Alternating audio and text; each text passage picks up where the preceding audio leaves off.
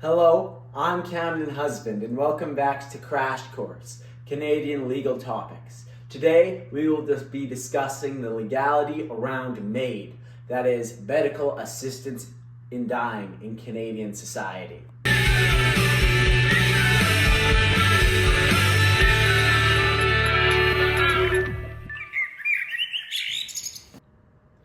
Medical assistance in dying is essentially assisted suicide in the healthcare sector. Well, you may believe that the legal issues regarding MAiD have to do with its existence. That is not the case. Prior to 2015, assisted suicide was illegal in the Criminal Code of Canada, and you couldn't consent to your own death.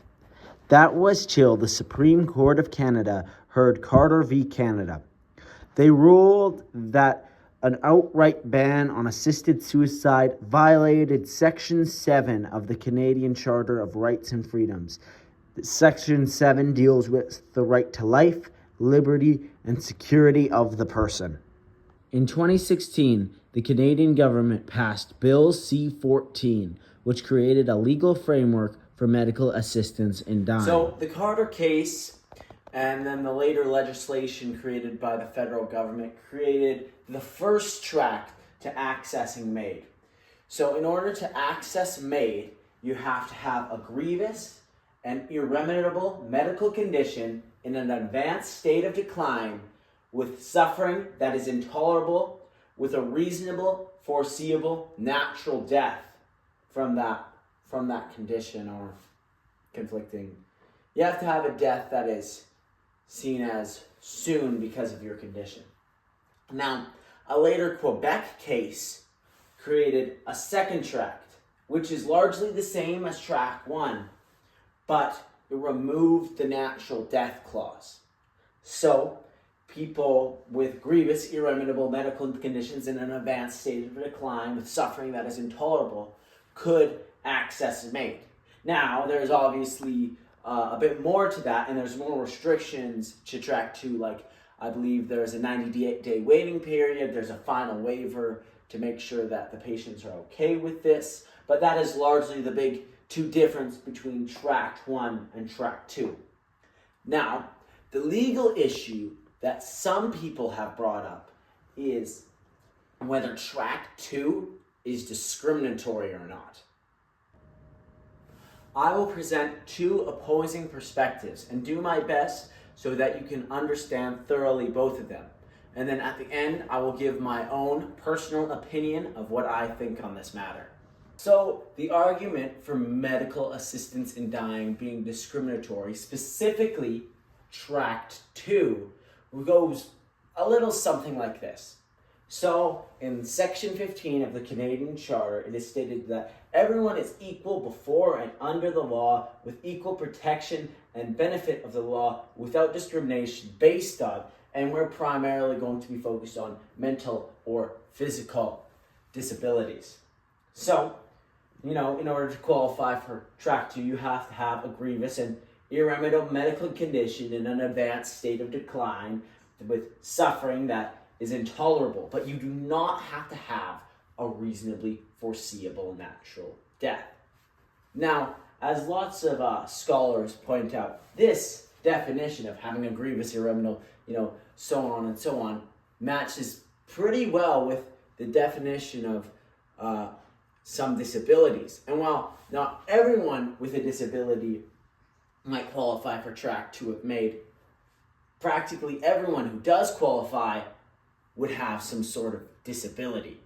A good kind of allegory for this is, what if instead of it being qualified to disabled people, what if it was for people in poverty? What if the Canadian government went, we see that these people in poverty, their lives are tough, their suffering's innate. Well, why don't we give them a chance for assisted suicide? No, that's ridiculous and obviously discriminatory. This argument alleges that that's more or less the same premise here, that the suffering that is driving people to want to access track 2 with their disabilities isn't necessarily because of their innate suffering of their disabilities, but rather the social supports around them that are not being adequately met. Medical assistance in dying is meant to alleviate medical suffering. That's why there must be a grievous and irremediable medical condition.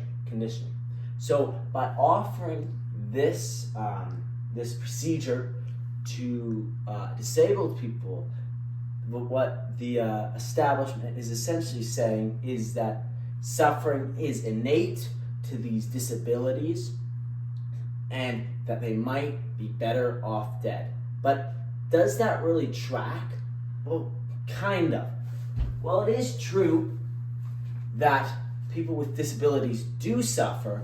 One of the major causes, when asked about the causes of their intolerable suffering, track 2 patients, 49.2% cited being a burden on their family, 47.1% cited being lonely, and a shocking 70.4% cited a loss of dignity.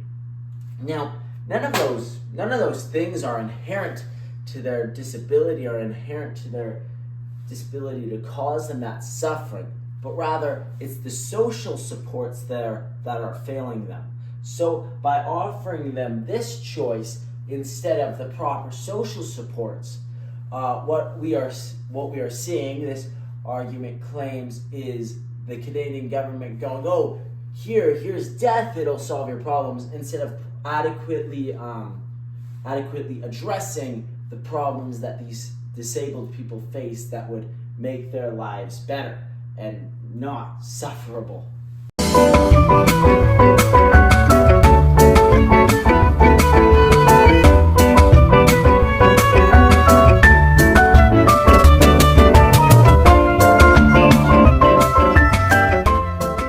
So obviously the argument is a bit more complex than that, but that is the crux, that's the summary, that's the Spark Notes version of this legal argument. I will now provide you with the kind of contrasting opinion that track 2 is not discriminatory and should stay. The other perspective would kind of like to push back on the narrative of this medical assistance in dying being discriminatory by citing a few things. First off, it is ultimately the recipient's choice.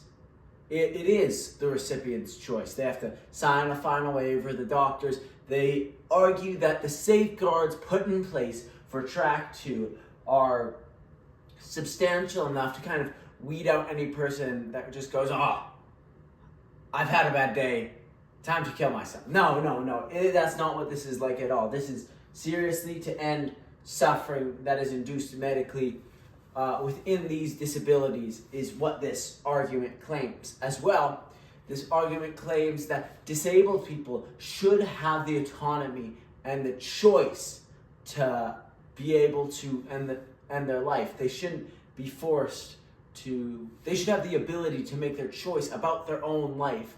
Like Section 7, like how the court ruled in Carter v. Canada, that same sort of idea that they have the liberty and the autonomy over their own life, and they get to make the ultimate decisions.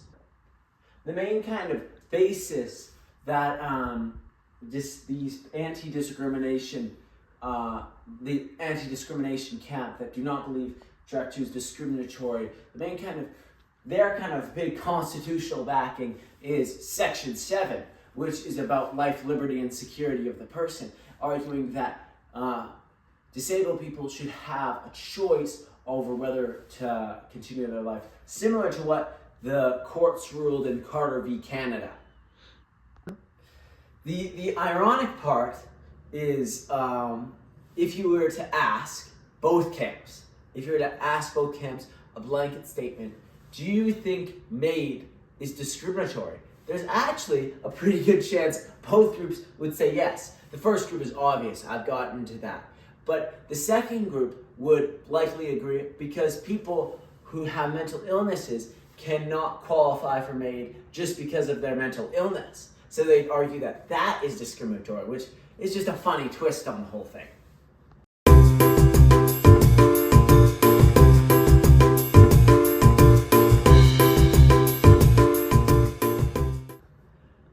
For my personal opinion on this, I really see into both sides. I think I would definitely lean into the idea that MAiD is discriminatory, but I ultimately do respect people having a choice to whether they want to continue their own life or not. I do agree that medical assistance in dying should be there for people who do not want to suffer anymore. It should be there as an option, but ultimately the root problem is these social